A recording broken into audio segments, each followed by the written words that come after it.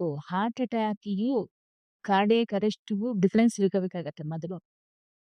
Heart attack ಅಂದ್ರೆ ಹಾರ್ಟಿನ ರಕ್ತನಾಳ ಇರುತ್ತಲ್ಲ, ಅದ್ರೊಳಗಡೆ ಅಥೆರೋಸ್ಕ್ಲೆರೋಸಿಸ್ ಅಂತ ಆಗುತ್ತೆ. ರಕ್ತನಾಳ ಸಣ್ಣದಾಗುತ್ತೆ. ಅಂದ್ರೆ ಕೊಬ್ಬಿನಾಂಶ ಶೇಖರಣೆ ಆಗಿ ಅಲ್ಲಿ ಬ್ಲಡ್ ಸರ್ಕ್ಯುಲೇಷನ್ ಕಡಿಮೆ ಆಗಿ ಅಕಸ್ಮಾತ್ ಅದೇ ಕೊಬ್ಬಿನಾಂಶ ಜಾಸ್ತಿ ಆಗಿ ಶೇಖರಣೆ ಆಗಿ ಒಡ್ಕೊಂಬಿಟ್ಟಿಯಾನು ಒಳಗಡೆ ರಕ್ತಸ್ರಾವ ಅಥವಾ ಬ್ಲೀಡಿಂಗ್ ಆಗಿ ಸಡನ್ ಆಗಿ ಹಾರ್ಟ್ ಅಟ್ಯಾಕ್ ಆಗುತ್ತೆ.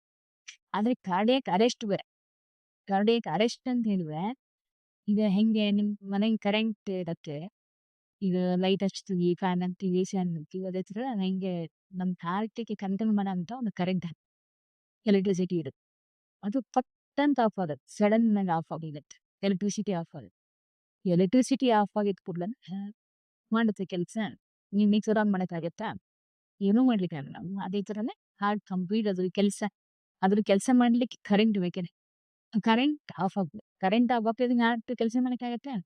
ಅವಾಗ ಏನೋ CPR ಅದು ಇದು ಕೊಟ್ಕೊಂಡ್ ಮಾಡ್ಕೊಂಡ್ ಹೆಂಗೋ ಟ್ರೈ ಮಾಡಿದ್ರೆ ಎಲ್ಲೋ ಅಪರೂಪಕ್ಕೆ ಕೆಲವ್ರು ಉಳಿತಾರೆ. ಕೆಲವ್ರು ಉಳಿಯಲ್ಲ. ಹೋಗೇ ಬಿಡುತ್ತೆ.